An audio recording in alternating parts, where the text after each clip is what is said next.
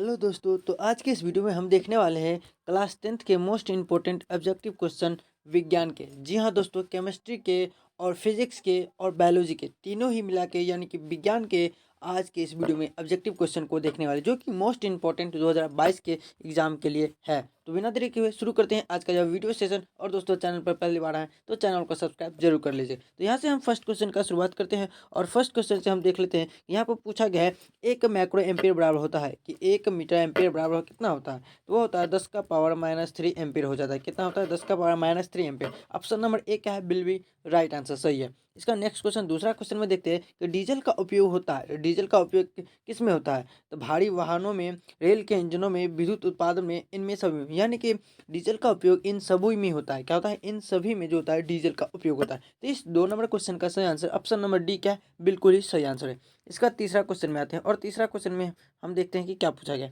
हमसे ये पूछा गया सौर सेल और सौर ऊर्जा को रूपांतरित करता है, यानी कि सौर सेल जो है सौर ऊर्जा को रूपांतरित करता है। सौर सेल को कौन सी ऊर्जा में रूपांतरित करता है, ये हमें पूछा है। तो सौर सेल सिंपल सा विद्युत ऊर्जा में क्या कर देता है? रूपांतरित कर देता है। सौर सेल सौर ऊर्जा का किस में रूपांतरित कर देता है? सौर सेल सौर ऊर्जा का किस में? तो विद्युत ऊर्जा में रूपांतरित कर देता है। यानी कि 3 का ऑप्शन नंबर डी क्या है? बिल्कुल ही सही आंसर है। इसका देखते हैं, सोना की परमाणु संख्या होती है, यानी कि सोना का परमाणु संख्या बताना है। तो आपको पता होना चाहिए 79 जो होता है सोना का परमाणु संख्या होता है। कितना होता है? 79। ऑप्शन नंबर सी क्या है?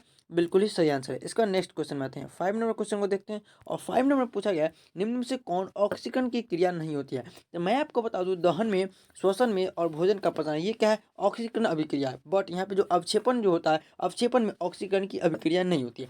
तो इस क्वेश्चन का सही आंसर ऑप्शन नंबर जो डी होगा, बिल्कुल ही सही आंसर हो जाएगा। ऑक्सीकरण की क्रिया नहीं होती है तो अवक्षेपण में जो होता है ऑक्सीकरण की अभिक्रिया नहीं होती है। तो 5 का जो सही आंसर ऑप्शन नंबर डी हो जाएगा। इसके बाद नेक्स्ट क्वेश्चन में आते हैं और 6 नंबर क्वेश्चन को देखते हैं।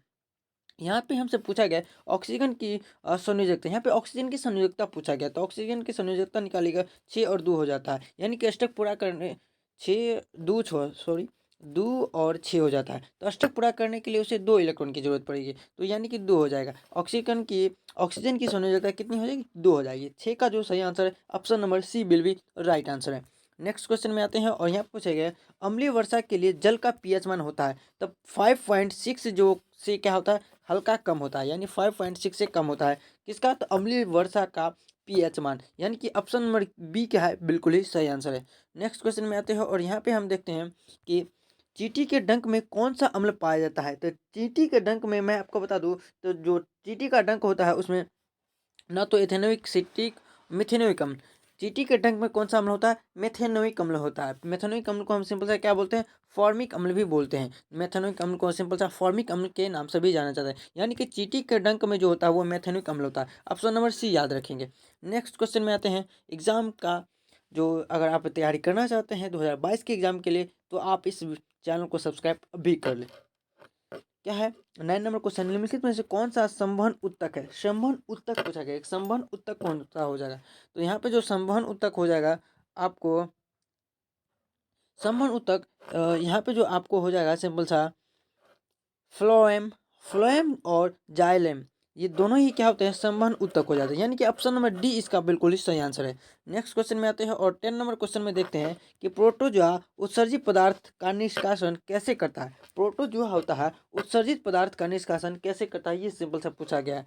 तो विसरण के द्वारा, कौन सी क्रिया द्वारा? तो विसरण के द्वारा जो करता है प्रोटोजोआ आता है उत्सर्जित पदार्थ का निष्कासन कर देता है। तो ऑप्शन नंबर क्या हो जाएगा? बी बिल्कुल ही सही आंसर है। नेक्स्ट क्वेश्चन में जाते हैं और 11 नंबर में पूछा गया है, मनुष्य के शरीर की सबसे बड़ी ग्रंथि। तो किसको नहीं पता होगा कि यकृत जो होता है मनुष्य की शरीर की सबसे बड़ी ग्रंथि होता है। Option number D. Next question, शरीर का संतुलन बनाए रखता है। शरीर का संतुलन कौन बनाए रखता है? तो यहाँ पे आपको सेरिबेलम जो होता है वो शरीर का संतुलन बनाए रखता है, ना कि सेरिब्रम। ऑप्शन नंबर ए हो जाएगा। नेक्स्ट क्वेश्चन, यहाँ पे पूछा गया है किशोरावस्था में होने वाला शारीरिक परिवर्तन का कारण है। किशोरावस्था में होने वाला शारीरिक परिवर्तन का कारण क्या हो सकता है? किशोरावस्था यानी कि बाल्यावस्था, बाल्यावस्था में जो इसका जो कारण हो जाता है वो आपको टेस्टोस्टेरोन और एस्ट्रोजन, ये दोनों ही हो जाते हैं, यानी कि डी इसका बिल्कुल ही सही आंसर हो जाएगा। इसका नेक्स्ट नंबर चलते हैं और 14 नंबर क्वेश्चन में देखते हैं, मानव हृदय में कितने कोष्टक होते हैं? मानव हृदय में कितने होते हैं? 4 होते हैं। और ये जो सेकंड सिटिंग में पूछा गया था, इसमें पूछा गया था कि हृदय में जो मछली में कितने कोष्ठक होते हैं, मछली में 2 हो जाते हैं, याद रखेंगे।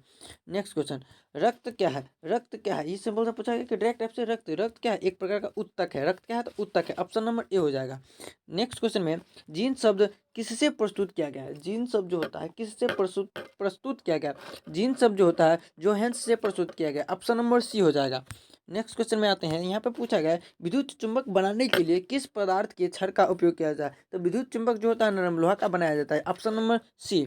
नेक्स्ट क्वेश्चन में आते हैं, यहाँ पे पूछा गया जब किसी चालक तार पर विद्युत धारा प्रवाहित होती है तो गतिशीलता का कण क्या होता है? गतिशीलता का कण क्या हो जाता है? तो गतिशीलता का जो कण होता है वो इलेक्ट्रॉन हो जाता है। कौन सा? तो इलेक्ट्रॉन क्या होता है? गतिशील होता है। ऑप्शन नंबर डी हो जाएगा। जब किसी क्या करते हैं, जब किसी चालक तार पर विद्युत धारा को प्रभावित करते हैं तो गतिशील हो जाता है electron. Option number D. Next question यहाँ पे पूछा गया ओम का नियम, तो डायरेक्ट भी बराबर आई और होता है, आपको उल्टा पुल्टा तो दिया ही नहीं, तो ऑप्शन नंबर ए ही इसका क्या हो जाएगा? बिल्कुल ही सही आंसर हो जाएगा। नेक्स्ट क्वेश्चन में आते हैं, विभवांतर का ऐसा मात्रक, तो विभवांतर जो बोल्ट का ऐसा मत बोल्ट होता है, विभवांतर का ऐसा मात्रक क्या होता है? तो बोल्ट होता है। जूल का क्या होता है? तो कार्य का हो जाता है। वाट किसका हो जाता है? वाट शक्ति का हो जाता है। एम्पियर किसका होता है? तो धारा का हो जाता है। आप याद रखिएगा। नेक्स्ट क्वेश्चन, आमीटर का प्रतिरोध होता है, आमीटर का प्रतिरोध क्या होता है? तो आमीटर का प्रतिरोध होता है वो सबसे बहुत ही छोटा हो जाएगा। क्या हो जाएगा? बहुत ही छोटा हो जाएगा। नेक्स्ट क्वेश्चन में आते हैं, यहाँ पे पूछा गया विद्युत बल्ब फिलामेंट निम्न में से किस धातु का बना होता है? विद्युत बल्ब का जो फिलामेंट होता है वो टंगस्टन का बना होता है। किसका? टंगस्टन का। ऑप्शन नंबर डी याद रखिएगा। नेक्स्ट क्वेश्चन में आते हैं, यहाँ पे पूछा गया है रियोस्टेट का उद्देश्य क्या है? रियोस्टेट का जो है एक वैज्ञानिक रियोस्टेट का उसका उद्देश्य क्या है? तो रियोस्टेट का जो उद्देश्य है धारा मापी में वृद्धि। क्या है? धारा मापी में वृद्धि, वृद्धि रियोस्टेट का उद्देश्य। ऑप्शन नंबर सी इसका बिल्कुल ही सही आंसर हो जाएगा। इसका नेक्स्ट नंबर आते हैं 24 नंबर, विद्युत आवेश का ऐसा मात्रक, विद्युत आवेश का ऐसा मात्रक कूलाम होता है, याद रखिएगा। नेक्स्ट क्वेश्चन में आते हैं, यहाँ पर श्वसन के अंतिम उत्पाद, श्वसन के जो होता है कार्बन डाइऑक्साइड और जल और साथ में ऊर्जा देते हैं। ऑप्शन नंबर डी हो जाएगा। नेक्स्ट क्वेश्चन में आते हैं, यहाँ पूछा गया दांत की सबसे ऊपरी परत, दांत की सबसे ऊपरी परत कौन सी हो जाएगी? दांत की सबसे ऊपरी परत जो हो जाएगी वो आपको इनामिल हो जाएगी। क्या हो जाएगी? दांत की सबसे ऊपरी परत इनामिल हो जाती है। ठीक है।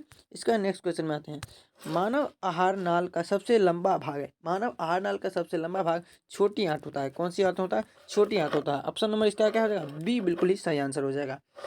28 नंबर क्वेश्चन में चलते हैं और 28 नंबर क्वेश्चन को देखते हैं कि 28 नंबर क्वेश्चन में हमसे क्या पूछा गया। तो चलते हैं 28 नंबर क्वेश्चन में। यहाँ पूछा गया है परागण निम्न में से किसके अंदर बनते हैं? यानी कि परागण जो होता है किसके अंदर? परागण जो है परागकोश में बनता है। परागण किस में बनता है? परागण जो है परागकोश में बनता है, याद रखिएगा। ऑप्शन ए चालनी नलिकाएं पाई जाती है। तो चालनी नलिका जो होती है वो सिंपल सा फ्लोएम में पाई जाती है। किसमें? तो फ्लोएम में पाई जाती है। Option number C will be right answer. Next question में जाते हैं और यहाँ पे आते हैं और यहाँ पे पूछा है आरबीसी की जीवन अवधि होती है तो 120 दिन का होता है। कितना? 120 दिन का जो होता है आरबीसी का जीवन अवधि होता है। ऑप्शन नंबर ए याद रखिएगा। मानव शरीर की सबसे लंबी कोशिका, मानव शरीर की सबसे लंबी कोशिका कौन होती है? तो मानव शरीर की सबसे लंबी कोशिका हो जाती है न्यूरॉन हो जाती है, न्यूरॉन हो जाती है। Option number C. Next question में आते हैं, अंडाणु निषेचित होता है, अंडाणु निषेचित कहाँ पे होती है? तो अंडाणु निषेचित जो होता है वो सिंपल सा आपको फैलोपियन नलिका में हो जाती है। किसमें? अंडाणु जो निषेचित हो जाता है फैलोपियन नलिका में। ऑप्शन नंबर डी हो जाती है। इसका नेक्स्ट क्वेश्चन में आते हैं, निम्नलिखित में से कौन पदार्थ जो होता है हार्मोन नहीं है? हार्मोन इसमें कौन सा है? वो नहीं है। सिंपल से ये पूछा गया है। यहाँ पे एथिलीन है, एसिटोकाइनिन है, ऑक्सीजन जो है, यहाँ पे ऑक्सीटोसिन, ऑक्सीटोसिन जो होता है ये एक प्रकार क्या है? हार्मोन नहीं है। ऑप्शन नंबर डी उसका बिल्कुल ही राइट आंसर हो जाएगा। और नेक्स्ट क्वेश्चन आते हैं और यह हमारा जो है लास्ट क्वेश्चन हो जाएगा, फूल में नर प्रजनन अंग है तो फूल में नर प्रजनन अंग पुंग केसर होता है। क्या होता है? पुंग केसर। अगर दोस्तों आपको और भी वीडियो चाहिए किसी भी टॉपिक पर तो आप हमें कमेंट सेक्शन में बता सकते हैं। इस चैनल पर आपको क्लास 10th की जो है तैयारी जोरों शोरों से स्टार्ट हो चुकी है तो आप कृपया करके इस चैनल को सब्सक्राइब जरूर कर लें। तो मिलते हैं आपको अगले वीडियो में। आप हमें कमेंट में बताएं कि आपको कौन सा वीडियो और कब चाहिए। तो मिलते हैं, तब तक के लिए आप जय हिंद जय भारत।